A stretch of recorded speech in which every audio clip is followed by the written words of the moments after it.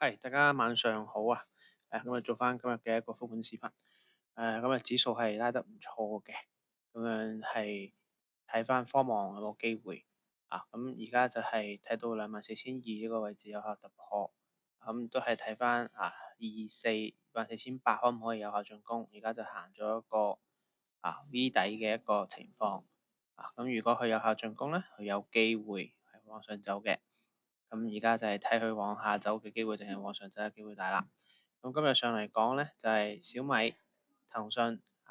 快手、阿里都係一個唔錯嘅反彈嘅幅度。咁創新醫藥方面咧，康龍化成咧就係行咗出嚟嘅。咁樣短線嚟講咧，機器人概念全線走強，因為呢個宇樹有上市嘅預期。但係中線嚟講咧，都係一個睇反彈嘅結構。咁半日上咧就企翻24,400上方。咁壓力位咧都係可能睇翻21,800呢個位置。咁下方嘅支持咧就係23,800係一個位置俾到我哋。咁整體上嚟講咧，恒科咧就係 AI 應用強，AI 硬體弱。存儲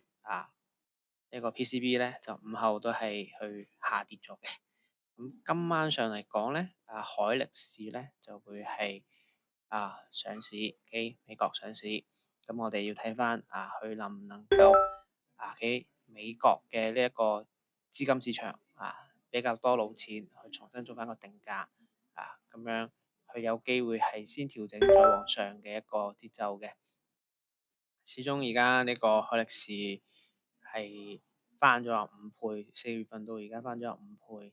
咁樣拉高嘅一個情況下咧，佢有一個調整係正常嘅。但係我哋中線仍然係睇好存儲PCB 半導體呢個主線唔需要因為一個短期嘅回調對佢有一個太嘅一個擔心。咁當然我哋要控制翻我哋嘅一個倉位上嘅一個問題。睇翻一個中線上嘅方向，中線上嘅方向，因為佢 PCB 存儲一個短缺係要短缺到2027年嘅下半年嘅，而家先2026年但係今年嘅一個行情肯定係好波動嘅，操作難度比較大，仍然都係關注翻呢個半導體主線。防守嘅話咧就係匯豐。財報，今日就係想講下而家港股市場嘅一個情況好難做，操作難度好大，因為佢冇一個太多嘅一個政策嘅一個兜底資金嘅一個速度都比較大。而家陷入咗美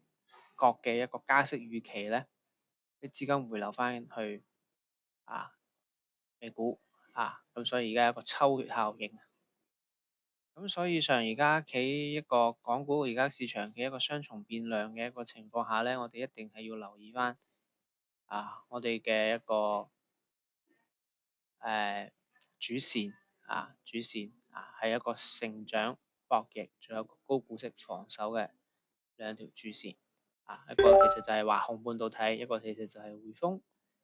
如果穩陣啲嘅都可以買收息類嘅基金或者半導體基金，都係穩健為主。市場嘅底部仍然係以中資保險股去防守負責分紅咁多數嘅市場波動咧係嚟自於海外對沖基金嘅多空博弈包括南下資金ETF 嘅一個盤所以個波動幅度咧好大嘅而家係所以我哋睇到恒科呢過去一年嘅情況下，一吸你嘅資金就跌，一吸你嘅資金就跌。所以恒生科技指數就唔係鼓勵長線投資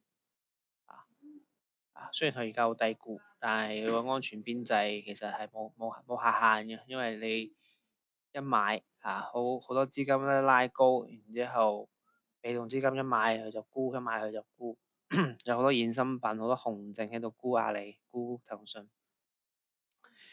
咁當然睇翻每個人嘅一個資金嘅一個久期即係佢個對應嘅一個生存路徑都唔一樣。如果我哋有個超長期嘅閒置資金，係可以攞嚟做收息嘅，就唔使睇個短期嘅波動，只需要去等一次大跌嘅行情，我哋去吸納幾年就會有一次嘅，去做翻一個複利嘅效應。咁目前嚟講，港股嘅流動性咧，真係比較稀缺真係完全靠北水托住個市整體個成交額真係比較低咁集中喺一個核心嘅一個科技股同埋一個高息股嘅龍頭就其實就係華控同埋匯豐嘛咁中小盤咧就係冇人去操作，持續陰跌，成個生態而家係好差嘅其實即係你一行翻一個加息嘅一個預期咧，成個港股嘅操作思路咧，完全要調整過嚟啦，唔能夠以降息周期持續睇好嘅一個思路一個係以一個自由現金流為標的，要穿越翻一個熊市，穿越翻一個牛熊以價值打底有右側信號我哋再入，安全邊際安全邊際防守優先有一個流動性優先。咁整體嚟講咧，港股就唔係一個好像型嘅市場。而家嚟講全年有效嘅窗口唔多極短只要我哋要等一個錯殺市場嘅錯殺恢復，有一個高彈性嘅博弈機會。咁所以即係並且而家呢個 IPO 嘅量真係太誇張啦，太誇張。咁持續稀釋存量嘅一個投資者嘅收益，造就咗市場獨特嘅一個結構性行情。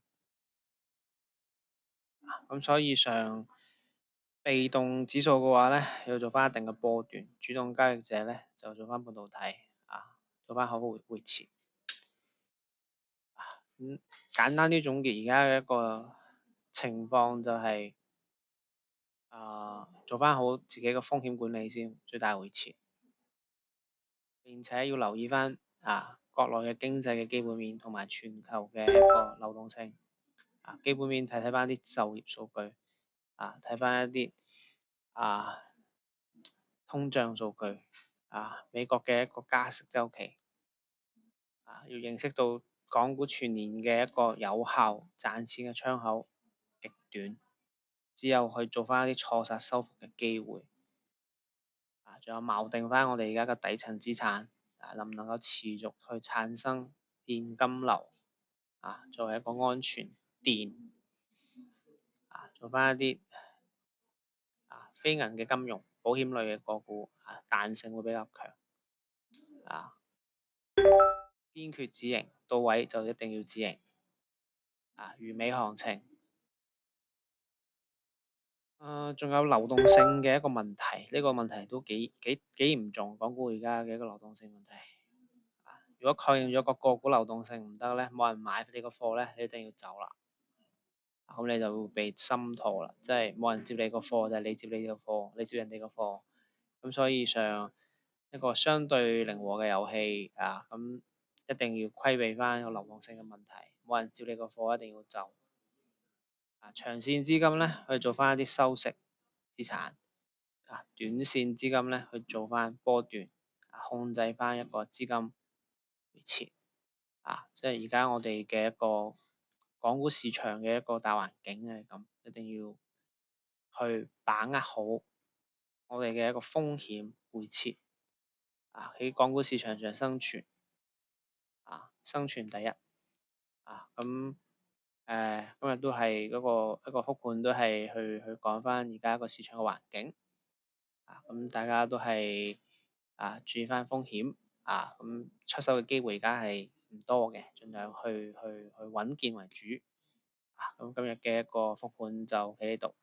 多謝大家。